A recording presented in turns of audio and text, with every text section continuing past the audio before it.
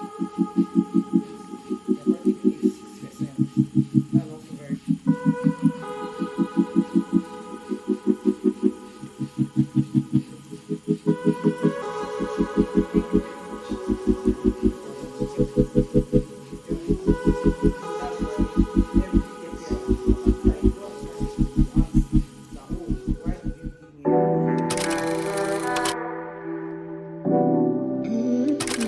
guys, good. I think this is morning. Yes, this is past 10 in the morning.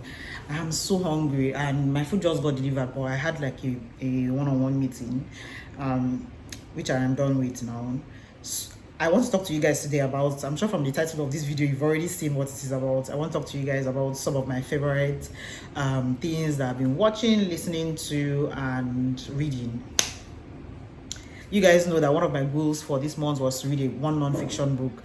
I'm on track to meet that goal. I'm quite excited for the book that I picked. I ended up picking How to Sell to Nigerians by Akin Alabi, and it has been really eye-opening. Honestly, that guy knows Nigerians. And it's crazy because these are things that you know, but if you do not like see the pattern, you can't really realize, like you can't utilize that information to you cannot take advantage of that information. But he has realized those patterns, and I mean the book is really eye-opening, and I'm currently, I believe, chapter 5. It's a short book, so but I'm not rushing to read it because I want to assimilate each point, bookmark it, like execute on them and see the results so that I know which ones are working for me. So that's what I am currently doing. But I'm very hungry. I'm very hungry. So I don't know. I'm like, should I eat? Should I just talk about the things that I want to talk about? I don't know. But okay, I think maybe I can just start with what I am currently enjoying watching. So if we are talking Netflix, I've finished Young Sheldon, and I love. One thing about me, I like dry humor. I like sarcasm. That kind of comedy is very fun to me. And Young Sheldon is, if you are not aware, if you don't know anything about Sheldon at all, which that would be strange, but let's say you don't know anything about Sheldon is like an extremely intelligent young man whose IQ is way out of the roof. Like, all those genius kids, he's one of those that's information sticks, like is like nothing to them. They are super smart special kids, those kind of kids, one of those kids. And it's just about him and how like his whole family dynamics, and him going to school with, like, he literally has a twin who is not on the same level with him because he is way smarter. He ended up being in the same class with his senior brother and leaving to college before any of them because he's smart. At 11, I believe 10 years old, 11 years old, he was already going for lectures in university. So he's just very funny and comedic. He's not very sensitive to like a normal emotions that we would, like every individual would be like. He's very like, he doesn't realize that, oh, this thing is rude because it's just about the facts. Do you get? But it's really fun. It's an enjoyable movie to watch, kid friendly. Oh, I enjoyed this Jagun movie. It's a Yoruba movie, but I enjoyed it as well. It's about like almost like a David and Goliath type story. Sorry guys, I got distracted. So brief gist. That's how Jimmy has just been trying me this period. On Saturday, me and my friend, we made an order, and the thing arrived and one cup of ice cream was missing with 2 scoops inside. The rider switched off his phone, so we could not reach him. So they are supposed to send me a voucher for it. Yesterday, I placed an order. It showed that it was delivered, but nobody called me to pick it up. There was nothing anywhere. I did not receive anything. So that's what they're calling me to confirm and escalate or whatever. But I'm expecting a refund as well. So it has been quite annoying, but that's just by the way. I mentioned was Jagun movie, which was like a David and Goliath type story, which I thought was really fun. I just liked the folklore vibe that he had, like very, how when we're young, I don't know about who is watching this, but when we're young, they'll sit us down and tell us like moonlight stories. That's how it felt. But it was it's scary. Like, I wouldn't advise a child to watch this, but there were a lot of lessons from that movie, to be fair. I felt like, God, this life, greed is not good. And just if you're the kind of person that does not like people to become better than you or bigger than you, it is a disease. Let me tell you, you are a negative person. There's nothing I find more pleasing. Like, I get it, everybody wants to get higher, go higher, but I'm always very overjoyed anytime people around me are doing well, whether they are doing better than me or not. I don't care. I am happy because we are doing well. As far as I'm concerned, it means God is in my neighborhood and to reach me. So it baffles me when I see people who are determined to make someone fail because they are getting better than them. Like what is this? I don't like that vibe at all. So that was the vibe that it was given, but out of everything that the person tried, he failed. I don't want to give off too much because it's a new movie, so go watch it. I really enjoyed that as well. I enjoy watching YouTube. I don't just like post content, I also watch content as well. And I'm enjoying I am Yechi. I enjoy watching her videos. She's in the UK. She relocated from Nigeria to the UK. I enjoy watching her vlogs in London. I also enjoy watching Tara Michelle. Those are some of my favorite people to watch. Then I also there's some people that enjoy the vibe of their videos. I enjoy watching Claire Idera. I'm a subscriber. And Dim Maume, of course. I enjoy watching her videos as well. Now she started posting 1 hour videos, and those are my favorite things to watch on like Sundays when she posts them. I also enjoy watching Lydia Dinga. That's another person I enjoy watching as well. Who else? Oh, there's someone I recently found out about, Ifunaya Nzemeka. Ooh, her content is so good, so clean, so crisp. I love it so much. I drew some like filming inspiration from that. So I'm a fan of that as well. I have a lot of people that I watch, to be fair, on YouTube, but I think I can just stick with those 5 if I've not mentioned more than 5. But yeah, that's what I enjoy watching. I think maybe I should eat, and then we'll talk about what I'm enjoying, what I'm currently reading.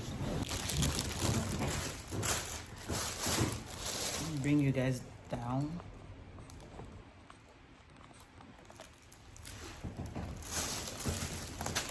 I ordered from my place.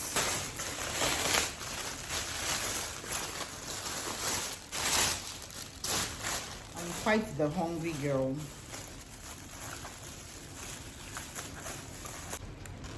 People watching this vlog now and think that I have money. I really don't. Like, I don't know what I don't know how to. It seems like a contradiction, but I don't. Anyway, I ordered this beef ashun because I like the ashun or ashun. I don't know what the correct pronunciation is. But if you don't know what ashun is basically like peppered meat. Usually it's peppered goat meat, but this one is beef. The goat meat one is so expensive, so I was like, please. And then I ordered their fried rice with beef, looking very lackluster, but I ordered this because I knew I had the asun to complement. Then I ordered this one for my maybe night food. This is still fried rice but with chicken. Yeah, it smells good, to be fair. It smells really good. And I have like ribena here to wash it down.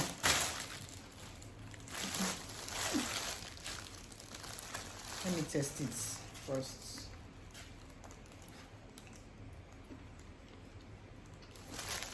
This is the only place that I can order fried rice from without stressing about whether it will be sweet or not, because it will be, at the very minimum, it will be better than most. Alright, let me add. This asun is peppery. Don't underestimate it.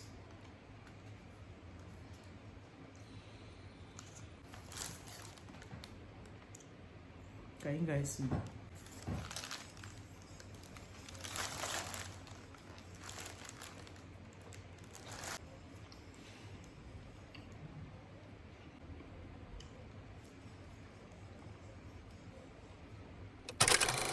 We are back from having breakfast. That was delicious. We are going to start discussing what I have read, I'm reading, apart from my fictional, my one fictional book. So right now, this is what my library looks like. But I flew through this in one night. The Quarry Girls. So this is a thriller. So if you don't like thrillers, this might not be your cup of tea. I want to get to the first page.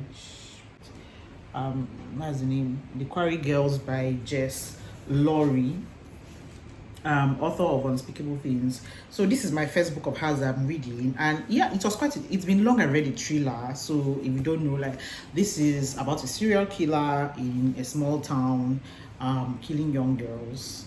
That sounds so morbid now that I'm saying it, but it is.